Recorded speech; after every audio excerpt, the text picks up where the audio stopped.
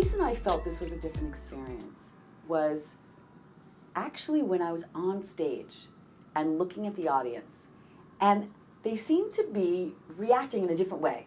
And I was trying to understand that, and it made sense after a while because actually this was a highly social experience. And what I mean by that is, yes, they were listening to me, and yes, they were engaged, but they were actually also engaged in sharing what I was saying with others. They really were a reflection of this social media passion that we have now, right? And the interdependence and them wanting to share with others and getting feedback from others about what they learned from the speech. So it was very much a real-time, engaged, dynamic experience, even though in the audience I wasn't sure how dynamic they felt, but it really was because they were actually out there playing back what they were hearing, which was awesome.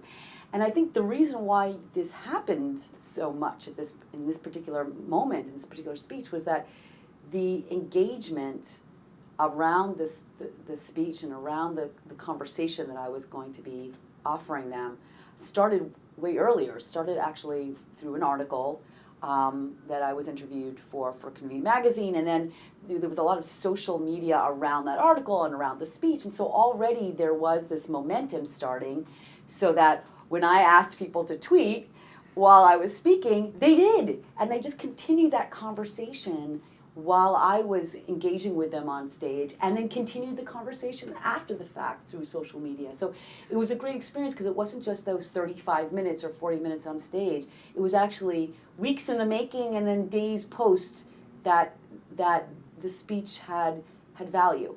And so that was very exciting. But at that moment, it was a little scary, like, well, what's going on here?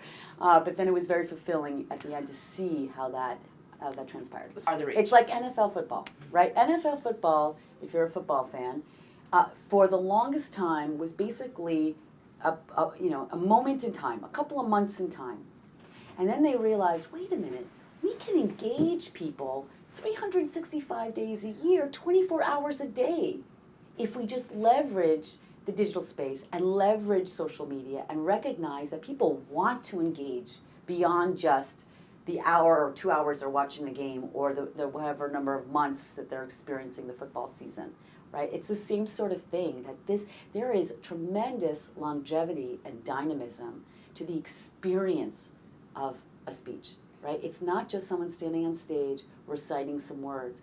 It is an entire experience that has a lifespan, and you can really drum up the excitement and the interest from the get-go and keep that momentum going even afterwards, because people want to engage too. They want to get excited by it. The audience wants to get excited by it. They want to learn in advance so that they're primed and ready for the experience, so they can share, so they get something and then they can share and be thought leaders themselves, and then respond and react and keep a little bit of that magic as they go through the rest of their days post the event.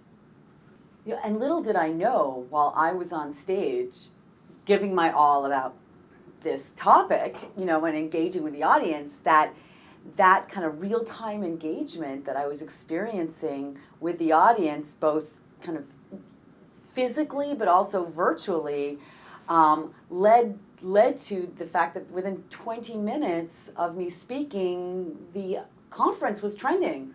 The conference in Minneapolis was trending on Twitter, which was great. I had no idea. It was only after the fact. But it just goes to show you that there's so many different ways of surrounding this experience that people, both the speaker and the audience, want to get engaged in. And we're ambidextrous. We can do that now, right? So let the audience play a little bit more before, during, and after.